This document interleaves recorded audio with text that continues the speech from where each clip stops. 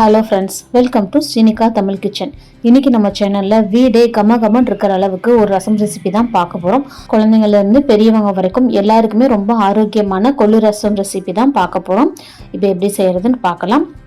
கொள்ளு ரசம் பண்ணுறதுக்கு நான் இன்னைக்கு 1/2 கப் அளவுக்கு கொள்ளுப்பருப்பு எடுத்துருக்கிறேன். இப்போ இந்த கொள்ளுப்பருப்பை தண்ணியில் ஒரு 4லிருந்து 5 தடவை நல்லா களைஞ்சி எடுத்துகிட்டு வந்துக்கலாம். கொள்ளில் நிறைய தூசு கல்லாம் இருக்க வாய்ப்பு இருக்குது. அதனால் நல்லா களைஞ்சி கீழே ஊற்றிட்டு 1 கப் கொள்ளுக்கு 4 கப் அளவுக்கு தண்ணி வச்சுட்டு 1/2 டீஸ்பூன் அளவுக்கு உப்பு, 1/2 டீஸ்பூன் அளவுக்கு மஞ்சத்தூள் சேர்த்துட்டு மூடி போட்டு இதை ஒரு 10 விசில் வரைக்கும் நல்லா வேக வச்சு எடுத்துக்கலாம். நம்ம கொள்ளை எதுவும் ஊற வைக்கல, அதனால 10 விசில் வரைக்கும் விட்டால் தான் கொள்ளு பருப்பு நல்லா வேகும். இப்போ பாருங்கள், கொள்ளு நல்லா வேக வச்சு இறக்கியாச்சு. நல்லா வெந்து அந்த கொள்ளோட எசன்ஸ் எல்லாமே இந்த தண்ணியில் நல்லா இறங்கியிருக்கும். இப்போ இந்த தண்ணியை மட்டும் இந்த மாதிரி வடிகட்டி எடுத்து வச்சுக்கலாம். தண்ணியை வடிகட்டிட்டு இது கூடவே ஒரு குட்டி லெமன் சைஸ் புளியை வடிகட்டி இதில் சேர்த்துக்கலாம். நீங்கள் நார்மலாக உங்கள் வீட்டில் ரசத்துக்கு எந்த அளவு புளி சேர்ப்பீங்களோ அதே அளவு புளியை கரைச்சி இதில் சேர்த்துக்கோங்க. எக்ஸ்ட்ரா நம்ம கொள்ளு தண்ணியை மட்டும்தான் இதில் சேர்க்க போகிறோம். இப்போ அடுத்ததாக ரசத்துக்கு தேவையான பொருட்கள் எல்லாமே நம்ம அரைச்சிக்கலாம். அதுக்கு ஒரு மிக்சி ஜாரில் 1 டீஸ்பூன் அளவுக்கு முழு மல்லி சேர்த்துட்டு இது கூடவே 1/2 டீஸ்பூன் அளவுக்கு சீரகம், 1/2 டீஸ்பூன் அளவுக்கு மிளகு சேர்த்துட்டு ஒரே ஒரு காஞ்ச மிளகாயை இந்த மாதிரி 2 கிள்ளி இதில் சேர்த்துட்டு ஃபஸ்ட்டு ட்ரையாக கொரப்பாக அரைச்சி எடுத்துகிட்டு வந்துக்கலாம். இது எல்லாத்தையும் நல்லா அரைச்சி எடுத்து வந்ததுக்கப்புறமா தோல் உரிக்காமல் ஒரு 10 பல் பூண்டு, ஒரு 2 கொத்து கருவேப்பிலையை இந்த மாதிரி கொரப்பாக அரைச்சி எடுத்துகிட்டு வந்துக்கலாம். ரொம்ப நைஸாக பேஸ்ட் மாதிரி அரைக்கக்கூடாது. இப்போ அடுத்ததாக ரசம் பண்ணுறதுக்கு ஒரு பாத்திரத்தில் 3 டேபிள் ஸ்பூன் அளவுக்கு எண்ணெய் சேர்த்துக்கலாம்.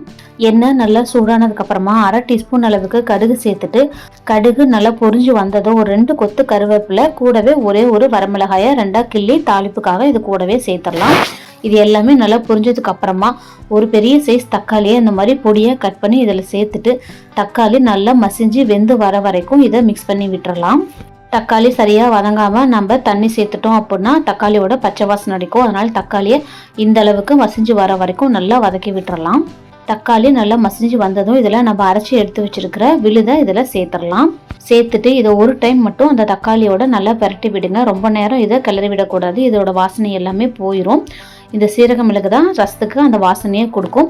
அதனால் இதை ரொம்ப நேரம் மிக்ஸ் பண்ணி விடாமல் லோ ஃப்ளேமில் வச்சுட்டு அந்த சூட்லேயே ஒரு டைம் மட்டும் மிக்ஸ் பண்ணி விட்டதுக்கப்புறமா ஒரு 1/2 டீஸ்பூன் அளவுக்கு ரசப்பொடி சேர்த்துக்கலாம்.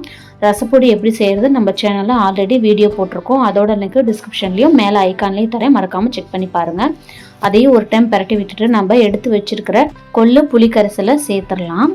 இதை சேர்த்துட்டு நம்ம எந்த அளவுக்கு இந்த புளிக்கரைசல் சேர்த்துருக்குறோமோ அதே அளவுக்கு ஈக்குவல் ரேஷியோவில் தண்ணி சேர்த்துக்கலாம். ரசம் நல்லா தண்ணியாட்டம் இருக்கணும், அப்போ தான் சாப்பிடும் பொழுது நல்லாயிருக்கும்.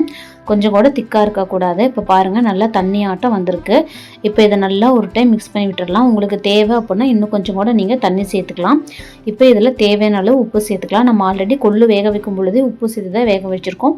அதனால் தேவையான அளவு மட்டும் உப்பு சேர்த்துக்கிட்டாலே போதும். இப்போது உப்பு சேர்த்துட்டு ஒரு டைம் மட்டும் இதை கலந்து விட்டுருங்க. இதுக்கப்புறமா ரொம்ப கலந்து விடக்கூடாது. இப்போ பாருங்கள், நல்லா கொதிக்க ஆரம்பிச்சிருக்கு. ரசம் இந்த மாதிரி கொதிக்கிற ஸ்டேஜ் வந்த உடனே அடுப்பை அணைச்சிடலாம். ரொம்ப நேரத்துக்கு இதை கொதிக்க விடக்கூடாது. கொதிக்க விட்டுட்டா ரசத்தோட வாசனை ஃப்ளேவர் எல்லாமே போயிடும், சாப்பிட்றதுக்கு டேஸ்ட்டும் இருக்காது. நம்ம சேர்த்துருக்கிற மசாலா எல்லாமே அடியில் போய் கசண்டாட்டம் தங்கிடும்.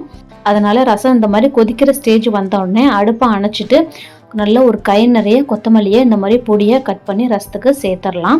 கொத்தமல்லி தான் ரசத்துக்கு அந்த ஃபுல் ஃப்ளேவரை கொடுக்கும். அதனால் மறக்காமல் கொத்தமல்லி சேர்த்துக்கோங்க. அவ்வளோதான், நம்மளோட கொள்ளு ரசம் ரொம்பவே சூப்பராக ரெடி ஆயிடுச்சு. சளிக்கு ரொம்பவே இதமாக இருக்கும். குழந்தைங்கள்லேருந்து பெரியவங்க வரைக்கும் எல்லாருமே சாப்பிட்லாம், எந்த பிரச்சனையும் வராது. வெயிட் லாஸ் பண்ணுறவங்களுக்கு நல்ல யூஸ்ஃபுல்லாக இருக்கும் இந்த கொள்ளு ரசம். இந்த ரசம் ரெசிபியை உங்கள் வீட்டிலேயே கண்டிப்பாக ட்ரை பண்ணி பாருங்கள். ட்ரை பண்ணி பார்த்துட்டு எப்படி வந்துச்சுன்னு எனக்கு கமெண்ட்ஸில் சொல்லுங்கள்.